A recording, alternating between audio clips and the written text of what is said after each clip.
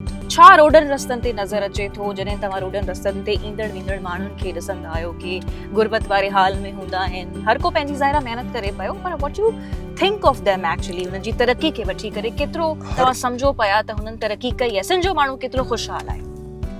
हर माण्हू जी हिकिड़ी पंहिंजी सोच हूंदी आहे। चीफ्टन थियण सां माण्हू इज़त न कमाईंदो आहे। अच्छा। रुगो चीफ्टन या सरदार थियण सां इज़त न मिलंदी आहे।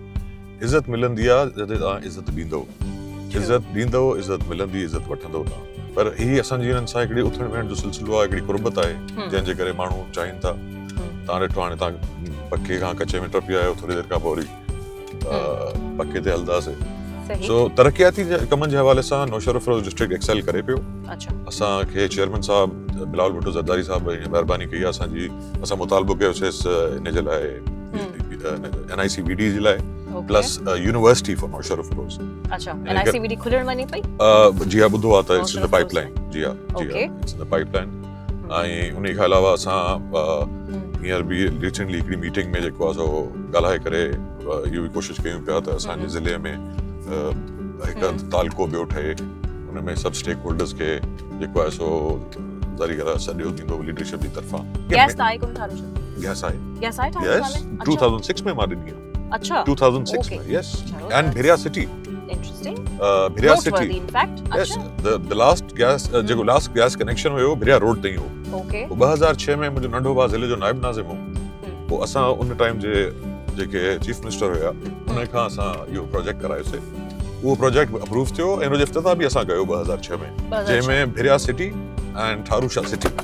मां पंहिंजे ॻोठ जा गैस न खणी आयो आहियां। मुंहिंजे ॻोठ जेका मानी पचंदी आहे काठियुनि ते आहे। अच्छा। ऐं गैस जे सिलेंडरनि ते। ॻोठ छो न खणी आया तव्हां? उनजी वजह इहो ई त ठारूशा शहर सां हिकिड़ो वाइदो कयोसीं, मुतालबो हुयो त बाबा पहिरीं तव्हांजे चुल्हो ॿरंदो, उन खां पोइ आलमण जे ॻोठ गैस वेंदी। अरे वाह, ज़बरदस्त। सो उन हिसाब सां उन्हनि खे त मिली।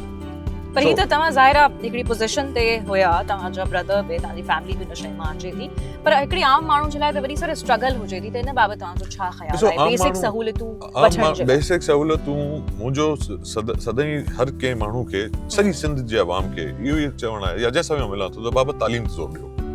तालीम सां तव्हांजो शऊर वधंदो, तालीम सां तव्हां जेको आहे सो अॻिते वधंदो, तालीम सां तव्हांजो सिविक एंड कॉमन सेंस वधंदो।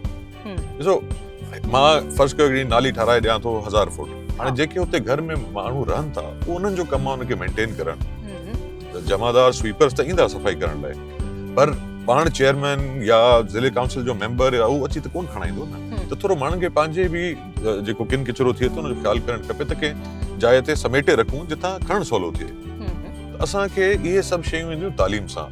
अॼु बि सिंध में अहिड़ा माण्हू आहिनि जेके तालीम खां लाइल्म आहिनि, जेके इन्हनि खे ख़बर नाहे त स्कूल छा आहे। त असांखे कंहिंजो ॾोह आहे? माण्हुनि जो पंहिंजो सम्झंदा या तव्हां सम्झो पिया त सरकार ओड़ी ड्राइव्स नथी ॾिसो न, सरकार पंहिंजी तरफ़ां पूरी कोशिशि करे थी एनरोलमेंट लाइ, एनरोलमेंट्स थियनि थियूं, सरकार कोशिशि करे थी।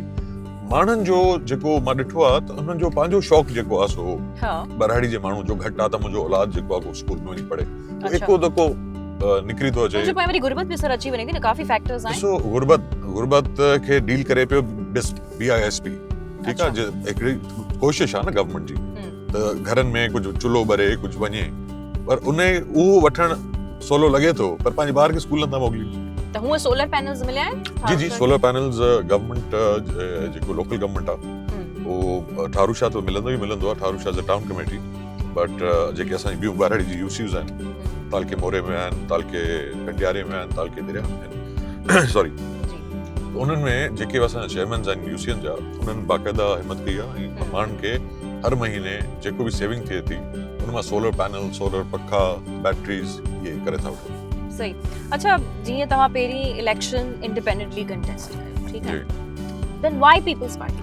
Because Peoples Party is way forward, माना हिकिड़ी वॾी पार्टी आहे, या तव्हां सम्झो त सेफ साइड अवामी पार्टी आहे। न, रिस्क त हर पार्टी में आहे। अच्छा, रिस्क इन आहे त कंहिं हिकिड़ी पार्टी में आहे।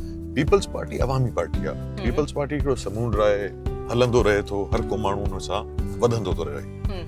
ऐं सिंध में तव्हां ॾिठो त GDA जी बि गवर्नमेंट रही, फंक्शनल लीग जी बि गवर्नमेंट रही, पर मां सम्झां थो हिकिड़ो सांगड़ ज़िले जो मिसाल था खणूं, ठीकु आहे, उहे वज़ारतूं हुननि वटि रहियूं, वर्क्स एंड सर्विसेज, कम्युनिकेशन, हे हो ॿियो पर रोड हिकिड़ो बि न ठारायूं। अॼु तव्हां सांगड़ ज़िले में हलो, तव्हां ॾिसंदव त हिकु road asphalt paved, properly done.